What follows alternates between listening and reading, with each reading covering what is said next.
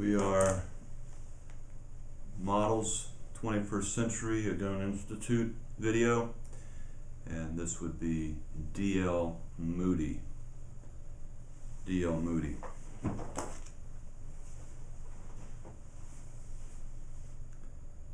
Hello, welcome back to the Agon Institute's 21st Century Models of Sports Ministry course.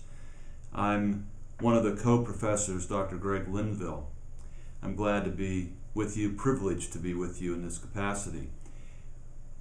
Again, if you're taking this for credit, you're going to need to get your PowerPoint notes, fill in the blanks, take other notes. Remember, they should be of exam quality. We're talking about muscular Christianity, looking at models that came out of the 1800s, 1900s, and learning from those models about what we can do to make our 21st century models, learning from their successes and their failures, their personal lives, their marriages, etc. Today, D.L. Moody. Now, Moody is thought mostly of being what we would call a revivalist, large crowds, what we might call today in the sports outreach movement, mega events. And that was certainly true, but there's a whole other side of Moody that I think will help you as a 21st century sports minister understand more of your role and how you can be involved. You're going to look at your first page, first slide of your PowerPoint notes, and there's a number of references there of different books or writings or places that you can do some research. And if you're in a quad group for your master's degree or whatever degree you're taking this for, these might be one of the books that you might want to read as being in your quad group that you would help your quad mates learn about Moody. Let's start right from the beginning. Moody grew up in Northfield, Massachusetts. The population was about 1,500 people in that basic area, and he was the sixth of six children, the youngest, and he was the fifth boy. But unfortunately, he, much like Arnold, was left as an orphan from his father. His mother was still alive, but his father died when Moody was 4. His mother was incredibly personable, and that obviously rubbed off on Moody, as he was too. He claimed that he didn't even know how to use the Bible until he was 17 years of age. This, the man that founded the Moody Bible Institute. And so he never had an education, never went past the 5th grade. You see this picture of him and also of his house where he was born and raised and then lived afterwards. In your notes, there's also a place there, and I think you can also get it on our Canvas platform, a video that I encourage you to watch at this point or after this particular lecture. Moving into your third slide now, you look at him as a little bit older man now. And even though he was born into poverty, he had this hard work ethic that evolved out of that. He moved to Boston in 1854 with an uncle, and his uncle required him to go to church.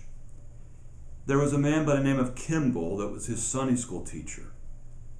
This Kimball went to the shoe store at which Moody worked and asked Moody to pray to receive Jesus Christ as his Lord and Savior. This was on April 21st of 1855. It didn't seem to do much, though. A little impact. And he had a kind of a general interest in religion. And then he went before the elders and deacons of Mount Vernon Church, May 16th, 1 month later. And they denied Moody membership into the church because they said, and Kimball agreed with them, that Moody didn't even have a basic idea of what being a Christian meant. Then, a year later, in 1856, in May, he went again before the deacons and showed a bit more understanding, and so they finally admitted him into church membership. And they said he showed a sincerity and earnest determination to be a Christian. So Kimball gave Moody this appreciation for what it would be to be someone who actively seeks those that are lost and bringing them into a relationship with Christ. And he also gave him a great sensitivity and insight into Sunday school. It really was a Sunday school that was impactful in Moody's life. Well, then he moved later that same year in 1856 in September, actually 9/11 of 56, that he moved to Chicago. It was a burgeoning city. This city was a robust city, and it needed an honest workforce. And this was supported by everybody around the community. The Christian outreach was supported by them because they wanted this workforce that could be produced by this moral-based workforce that is coming out of the religious movement. Well, it shouldn't surprise anybody that Moody had a knack for making and associating with money. And this was true all the way through his ministry, and here's a model. If you can't raise money, ministry is going to be very difficult for you. Well, he joined the YMCA. He was working in the shoe industry, that's what he knew, vocationally, but the Y became more and more important to him. Now, the Y there was formed in 1857 and 58 after he arrived, a few months later. It began with a weekly prayer meeting, but grew to daily meetings due to the passion of those that were there and involved. It founded in 3/22/58, and this was when they made their official start. And here's a quote, what it says about that Y. A common place to invite the idle men of the city, where they may pass their time pleasantly and profitably, and thus be brought under religious influence. And they said that the Y was to serve two purposes: eliminate local church competition and evangelism, and it served as a clearinghouse for new methods of evangelism for local churches. So Moody joined the church. He joined a Sabbath day school. He was also very involved in the Y. And by the way, this picture is of the Moody Chapel, where he's the church that formed around his ministry and is still very much in existence today.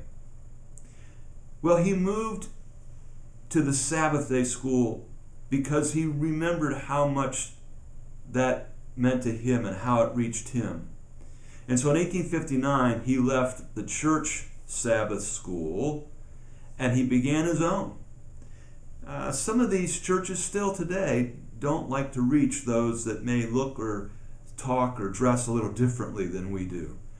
And so Moody said, I've got to do something to reach out to these other people, particularly these youth. And you see the picture of him. He's the shorter man with the beard and the shorter hat. He wanted to go after the youth, especially who were coming from non-Christian homes. He was going to the furthest away from those who knew anything about Christianity. He felt that the Sabbath day schools were too restrictive. They could not really reach those that were out there. He was never one to let the naysayers stand in his way. He was told this wouldn't work. One of his earliest outreaches was what he called missionary sugar, little candies that he held in his pocket, and all the street urchins would run up to him, and he was known as the original candy man. And sometimes with these kids, when they wouldn't show up for certain meetings, he would just go to their house and just barge in. Can you imagine doing that today? And he would go after these kids. He pursued them. Everybody knew that, including the parents. And they put up with his barging in because they knew that he was helping their kids. He was usually well received by the parents for his zeal and self-sacrifice on behalf of these kids. And this also won him the admiration of businessmen because they recognized that Moody had the same drive, the same zeal that they had, but his was for the faith and theirs was for business. They both acted and thought alike, and they both believed in getting better and working hard. So, back to the YMCA he goes, and you understand that the YMCA was founded in 1844, if you remember our lecture on George Williams. And so this is 10 years later. And this was it was only 2 years after Boston had started, which was the first YMCA in America. And the first, obviously, in North America was in Montreal.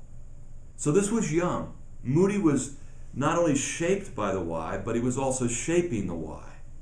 And he stated that the YMCA prepared him for more Christian work than anything else. Today, I'm surprised about how many people in the sports outreach movement have had a young life background, myself included. And I say what Moody said. I worked for both the YMCA and Young Life.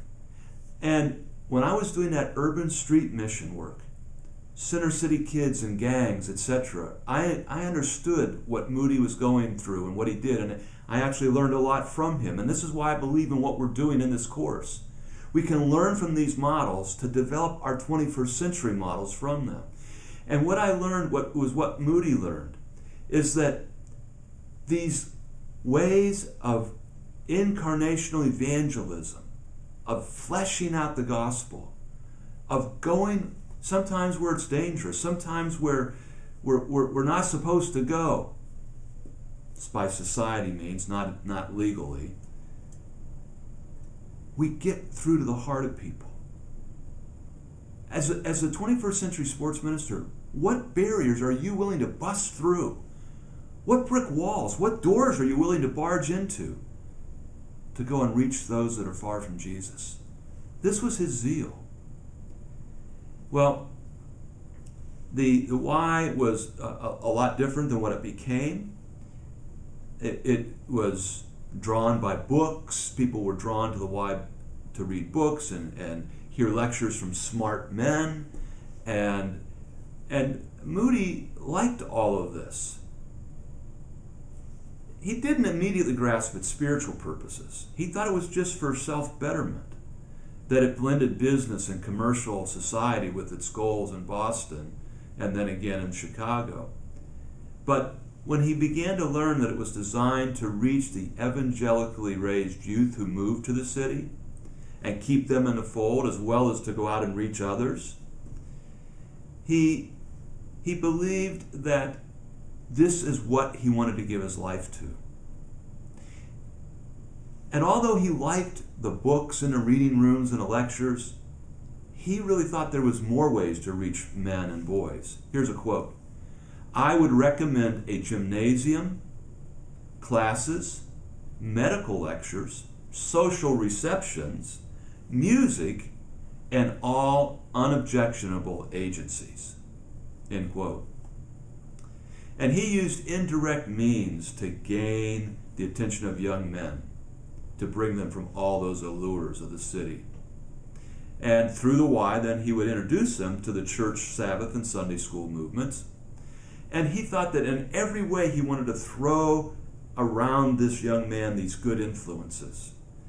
It's the belonging part of the 5 B's of sports outreach. Belonging is the first, getting these men to belong to a community before they believe in Christ. And that's what actually leads them to believing. We'll talk about the 5 B's later in our coursework with the Agon. So, you see that he broke with the Y, but he also kept the Y in him. And he broke with the Y because the Y started to move into what was called the recapitulation theory, that just get the men around good influences and they will naturally become Christians. Character is going to be developed. He believed in the fourfold purpose of the Y originally: body, soul, spiritual, and social. And he took that to a new direction and a new depth. Well, one of the things that he began to realize is that he had a great oratorical ability. And so he began to direct his why towards a methodology that was to preach, to get large groups of people. He was very well connected with a fellow Massachusetts farm boy by the name of Farwell, and they built these facilities, these new facilities in Chicago, to accommodate this growing evangelization, large group, mega event concept of Moody's. 1867 saw Farwell Hall built at then an astronomical amount of money, over $200,000. Again, any successful ministry has got to be able to raise up money, which he did through Farwell and other business people, and raise up leadership. And we'll find that as we go through Moody how he did that. Again, 21st century models, without those two things, you're bankrupt. You're not going to do it. Moody first established his credibility, let's summarize a little bit here, by sacrificing all that he had, all that he was, for urban street kids. He risked his life. He risked his financial future. And then he began to enlist many people to come and join in the work. Some of them did the street work. He taught them how to do that. Some of them went out and fundraised for him. Some of them did the organizing of all the events. But he did the vision casting. He was the constant motivation. If you're going to lead a ministry, you've got to keep your head on where are we going? Why are we doing what we're doing? This is what we learned from Moody as much as anybody. And get the people with their giftedness to come and plug into these roles that are vital, and you can't do without them. But without a visionary, without a person who can actually get out in front and lead, it's not going to go anywhere. Well, what ended up happening was that Farwell Hall burnt once and again, once in the Great Chicago Fire. And each time the building got built a little smaller. Moody said, "It's time to return to my roots in Massachusetts. I think God is doing something differently for me." As you contemplate that, you're going to grow in ministry, and your 21st century model of ministry is going to change. It's often said that we learn how to do things the first third of our ministry. We actually do them the second third, and then we teach others during the third third. And whether it's an actual exact amount of years in each one of those thirds, the principle is solid. You got to learn. You're going to learn all the way through, but there's a primary time of learning, and you're going to do in a third. You're going to do all the way through, but there's a primary time of doing, and then there's a primary time of passing it on, although you're still learning and you're still doing.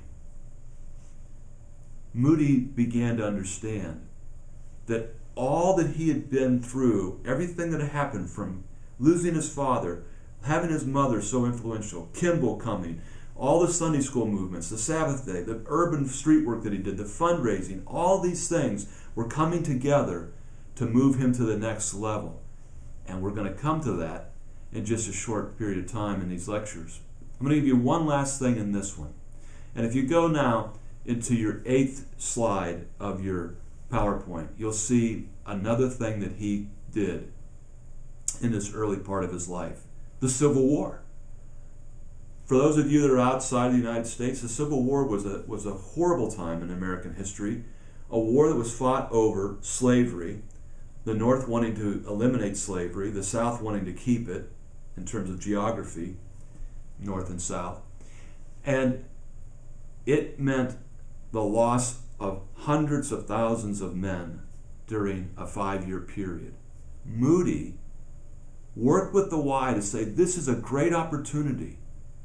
And he said, let's go right to the battlefield and let's make this happen. What happened? the evangelism. What's a better place to go and be than to go to soldiers who are going to lose their lives, many of them, in the very next hour, very next day or week. And let's get them right with their Savior. You see a box there in your picture that they went and took all these supplies, books, and it was even controversial, they took tobacco products. But they did what they needed to do to go and reach these men that were getting ready to shed their blood for their belief, for their cause. But this provided Moody with another and a much deeper chance to reach people for Jesus, and through that his credibility grew again, and this enabled Moody's influence to not only be wider, but also the supporter base became wider. So let's hone this down on this segment of this first look at Moody. You've got to understand that in this last slide, Moody saw an opportunity, that something that was horrific going on in society to be used for the gospel. No matter what goes on in your society, you through sports outreach with this mentality of going out to people, you can grab hold of people even in the worst of the situations. All right, now we're going to continue our next time together with another segment on D.L. Moody in our 21st century models of sports outreach. Thanks for being with us here at the Agon Institute.